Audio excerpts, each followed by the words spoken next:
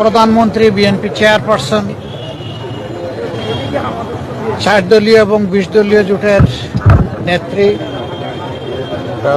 বেগম খালেদা জিয়া, তিনি গুরুতর অসুস্থ অবস্থায় আছেন।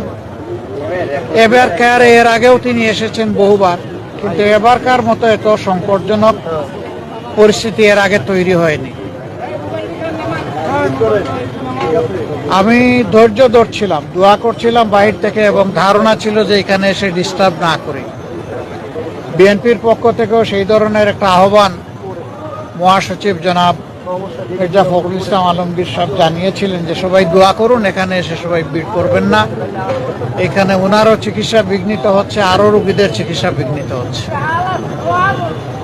তো আজকে আর কোনোভাবে মনকে বুঝাতে পারিনি, এই জন্য আসলাম। আমি ওনাকে দেখে এসেছি।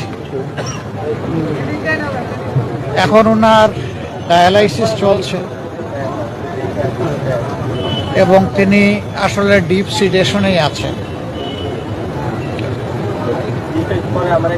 সারা দুনিয়ার মানুষের সাথে আমরাও দোয়া করি আল্লাহ তাআলা ওনাকে সুস্থতার নিয়ামত দান করুন।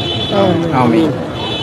তিনি সুস্থ হয়ে আবার ফিরে আসেন এবং জাতির খেদমতে বাকি জিন্দগিটা উনি যাতে কাটাতে পারেন সেই দোয়া করে।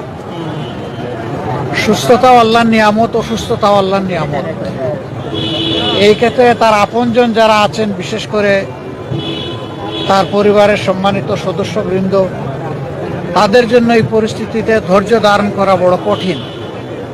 আমরা আল্লাহ তাআলার দরবারে দোয়া করি তারা যেন ধৈর্যের সাথে এই পরিস্থিতি মোকাবেলা করতে পারেন এবং আল্লাহর উপর তারাও যেন পূর্ণ ভরসা করতে পারেন। আল্লাহ তাআলার হাতে সব কিছুই আছে। আল্লাহ তাআলা জীবিতকে ধরে নিয়ে যেতে পারেন, আবার মরার মধ্যেও জান দিতে পারেন।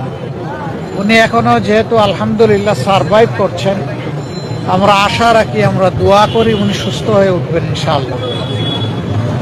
আপনারা সবাই দোয়া করবেন। আর এখানে হসপিটালের যে ডিসিপ্লিন, এটার ক্ষেত্রে আমাদের কারোই ব্রেক করা উচিত না। আমি মাত্র 1.5 মিনিট সময় সেখানে দাঁড়িয়েছি। আমার কর্তব্য নিষ্ঠা আমাকে বলেছে যে তোমার সুযোগ থাকলেও দীর্ঘক্ষণ এখানে দাঁড়ানো উচিত নয়। আমি দু চোখে একটু দেখে আসতে পেরেছি, এটা আমার সান্ত্বনা। আবারও আল্লাহ তাআলার কাছে দোয়া করি আল্লাহ তার বান্দিকে ক্ষমা করুন, তার উপর রহম করুন এবং তাকে সুস্থতার নিয়ামত দান করুন। আমিন। আসসালামু আলাইকুম ওয়া রাহমাতুল্লাহ।